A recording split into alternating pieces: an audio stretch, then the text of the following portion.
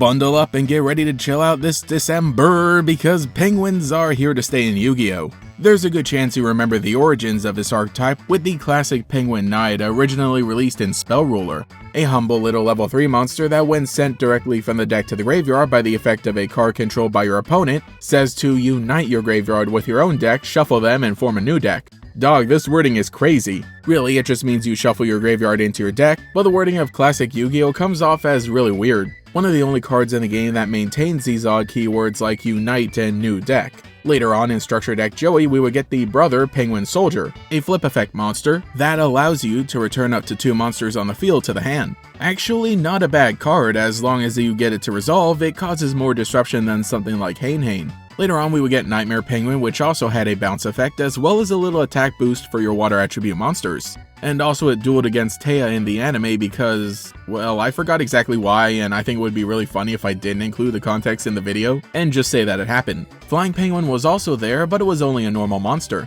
For the moment, aside from a few weird effects, they had a pretty decent strategy of setting them face down and bouncing your opponent's cards. Later on, we would get a few more support cards, beginning with the Great Emperor Penguin in Generation Force, a level 5 monster that contributed itself to special summon 2 penguins from the deck. Also, I like that there are 2 little penguins in the artwork representing the 2 that you would be searching from with this effect. Summoning this monster was easier said than done, but hypothetically the effect would allow you to get 2 materials to make a rank 2, 3, or 4 monster pretty easily. But it went against a strategy that was established with the flip monsters, so it originally wasn't used all that much. Though it was notable for being the first card to support penguins, with, penguins appearing in the text. After that, we got Puny Penguin in Abyss Rising, which when sent from the field to the graveyard allows you to set another penguin from your grave face down on the field. A slower effect to recycle, but at least he understood the assignment. It wasn't until 2 years later that finally No Penguin debuted. A level 3 Water Aqua, it has an effect that can trigger during either player's turn, when a penguin monster's effect is activated, allowing you to special summon it from the graveyard.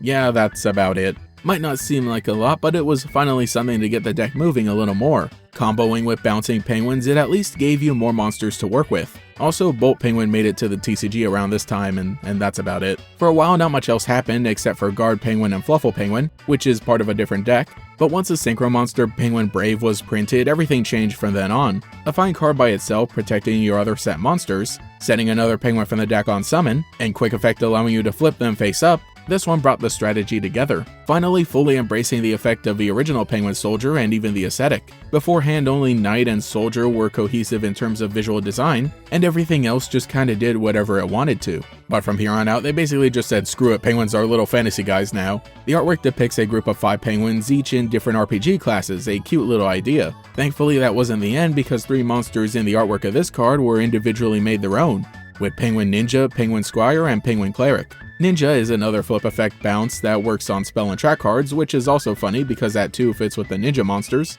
Also, it has a secondary effect that allows you to reset one of your own penguins. Cleric special summons back penguins that are sent from the field to the graveyard and can also buff one of them and heal some life points. Squire can modulate its level when a monster is set on the field and allows you to flip one of your own monsters face up. They might seem like pretty basic effects, but just bolstering the numbers and finally deciding on a strategy is literally all they needed. Also, at the time of making this video, we don't even have Penguin Fighter or Penguin Wizard, so I'm expecting them to do great things when they join the party. I'm not saying that they will come out, but the fact that we got 3 of these 5 penguins already really gives you some hope.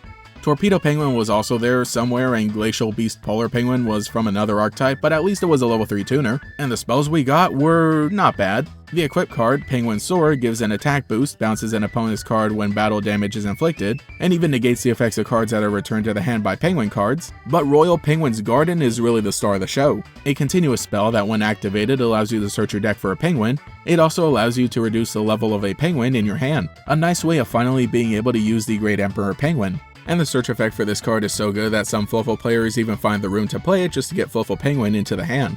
So now with all of the support, penguins are actually not a terrible deck. They still aren't as fast as other decks, especially nowadays, and their single game plan of returning cards to the hand while nice and disruptive can be worn through pretty quickly. Penguin Brave is nice, but without much protection for itself and already requiring 2 of your own creatures to summon, it doesn't stick around as a boss monster all that well. In a world with near endless combos and big guys with negation effects, Penguin Brave feels years behind, as does a good amount of the rest of the deck.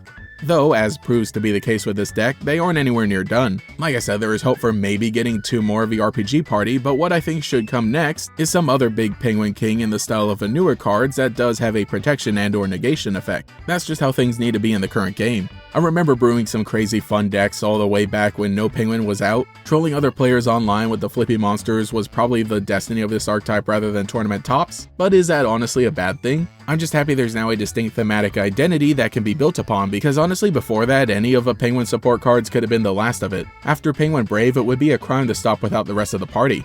So let me know what you think in the comments below about Penguins, and if you've ever played them beyond the playground Yu-Gi-Oh days of setting Penguin Soldier and trying not to give away your plan with a giggle. Also, if you have any ideas for future support and heck even a deck list, leave them in the comments below too. Anyway, this is GatorX, thank you so much for watching and I'll catch you all later.